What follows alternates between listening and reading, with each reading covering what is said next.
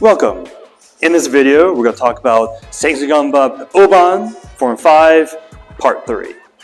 I'm sure this is not getting annoying, but again, I'm wearing this uniform not because the forms as I know them or as up-to-date as I believe them to be, but because the interpretations of them, the commentary, the snide remarks, I suppose, are going to be my own, right? So I'll make sure we have a clear distinction between those two. But with that said, let's take a look at the form.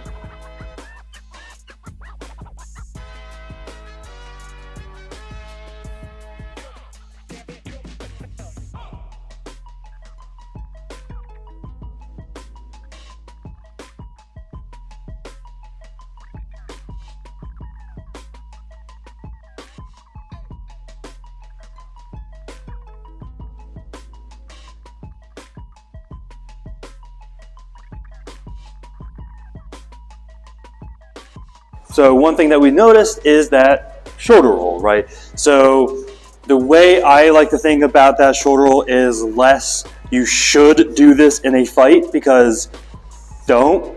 It's generally a bad idea. It's a slow move, it's harder to get up from, and it generally leaves you prone.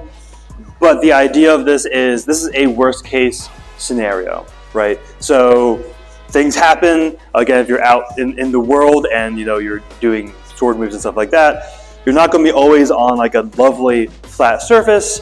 There's going to be rocks, there's going to be pits, and you probably will stumble at some point, right?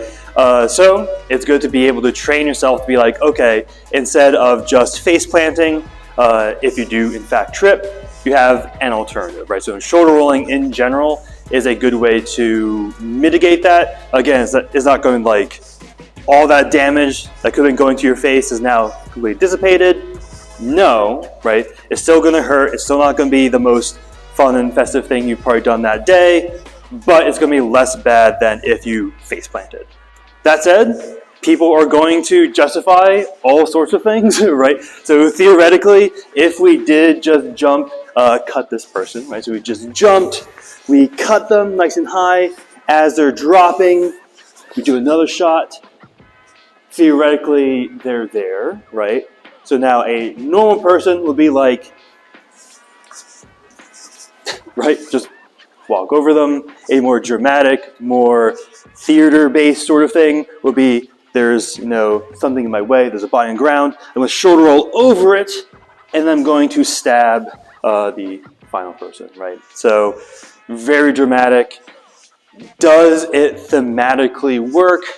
Sure, but again, keep in mind that the shoulder roll really should be a last case scenario, as opposed to like small rock, shoulder roll in order to do something, right?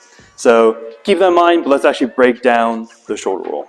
So I've broken down the shoulder roll in previous videos, maybe better, maybe not, right?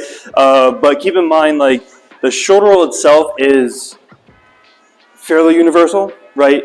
What you do with the scabbard and the sword and all that fun stuff, a little bit more specific. But if you want to get better at shoulder rolls, I recommend not necessarily asking a swordsman to teach you, so much as someone who does like Aikido, or if they've done like Kempo or Jiu-Jitsu or something like that. They're going to be a far better ability to explain how to do this much more safely than I did, right? That said, you're here, right? So a good first step, and again, I've done this in more progression in other videos, so kind of a little shortcut for this one is when you first learn it, I recommend starting from a kneel. We're going to have our right knee up, going from our right shoulder to our left hip, right? I'm probably going to lose a microphone, so just what's going to happen, right? So one way to explain it is you can, almost like you're holding a giant ball, you come in this way. I don't really find that super helpful. That's the way that it was taught to me. But again, just kind of going for it. So that back heel is going to come up. That's going to help you pull yourself up. You're going to roll forward this way. Your sword's going to be in this hand. Your scabbard's going to be in this hand. Keep that in mind for now as we just, again, tuck and roll. Make sure your chin is tucked. Your feet are tucked in as much as they are able to. Otherwise, you might cut your lateral meniscus like I did and have less cartilage in your knee, right? So again, chin tucked, kicking up with that back heel, tucking in, right shoulder to left hip, up, And then from here, we're going to do a little bit more form-wise, but that's the idea with a shoulder roll. In the event this angle helps at all, right? Same spiel, right? Right shoulder, left hip. We're going to kick ourselves up.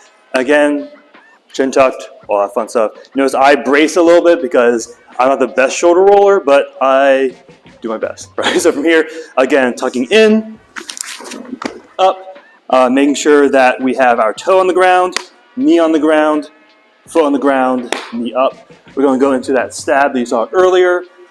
Let's use a little bit more sword and scabbard. I'll do it facing this way because I find that might be a little bit easier. So we just did our second cut here. You're going to blade first, or blade down. Pull your scabbard out. This has changed over the years because we've snapped so many scabbards. So the idea is the sword's just going to come out to the side. Your other hand's going to tuck, right? And making sure you're trying not to have too much of that sticking out so that we snap it, right? So again, might lose a microphone, so you might see a couple different takes here, but we'll see, right? So from here, we whoop. Let's put that guy back in there. So we just cut, foot, right? So it's blade forward, scabbard out, tuck, and I'll go forward. So from here, right? Blade out, scabbard out. Again, trying to get as low as you can because you don't want to have too much of an impact, especially if you're not a great roller like I am, right? So from here, just going to come in. You're going to land in that shoulder roll. I think this is the best angle anyway. So from here, we just shoulder rolled, right? What you're going to do is you're going to bring the top of that of this scabbard. That's going to go right into your belt knot, right? So it's going to be just shoulder rolled, straight in, upright, as you're going to roll backwards, right? So we're in this position, we're here. As I slide it back into place, I'm going to roll back onto my back heel, right? So we just shoulder rolled, tuck. As I roll it back in, I'm going to roll back on that back heel, alleviating the tension on my knee on the ground. As I roll back, I'm going to kick off this heel and teosei thrust, right? This should be aiming towards the solar plexus, like so. So again, facing forward, and then that's a little bit better. So we shoulder rolled, tuck, straight in. As I roll it into my hip, I roll backwards onto my back foot. As I push back in, teosei thrust. So a couple quick things that I've seen in the past that I think were just not clear communications, right? Is I want to make sure that we're pushing off this back foot, right? Something that I've seen is we're here, and in order to thrust, that back foot just kind of, right? Zero power, right? You might be able to place it, but again, not very powerful, doesn't have that forward momentum, right? So rocking back and really dedicating to that thrust is something that's a little bit more universal in this one, right? So, and we're finishing up the form, right? So theoretically, the blade is now inside the diaphragm, right? Historically, we pulled it out one-handed, no longer. So from here, we're going to pull it out of the body as we pull into a Bomsei back stance in the lemon block. So pulling out of the body, up, right? Again, the body's still there. They might be falling off to the side. We can facilitate that falling by shifting our left foot over into a one-handed clear shot. This is not meant to be an actual cut, right? So this is very similar to the idea of a chiburi in Iaido, for example, where we have, again, this kind of motion. We're here, again, in the body, popped out, right? Now, obviously, you have a better back stance than me, right? I'm not the best stance person, right? And as we shift to the other motion, offhand, left hand is going cross. As I bring it over, it's a nice kind of more meditative clear. From there, everyone's favorite put away. I'm going to grab, make sure I have my scabbard. It's going to spin overhead once, down, and put away, right? And that would be the end of the form, right? In case the other angle is a little bit easier to see. Again, we just stabbed, we pull back, right? Making sure that's covering your head two-handed. Left hand's gonna cross, big open X, grab, overhead spin once, and put away. So that overhead spin is also something that's been covered in other videos, stuff like that. For now, just know it is a single rotation with most of it just being overhead this way. Overhead as opposed to being off to the side this way, right? Which you'll see in the future form, which is used for striking and deflecting, right? So this is meant for just centrifugal force, getting blood away from the hilt so that you can wipe it off, etc. Again, is that true? Probably not, right? Again, all these fancy spins, yes, it doesn't hurt in the sense it doesn't cram blood back into the handle, right, which would be really bad. But blood's very viscous.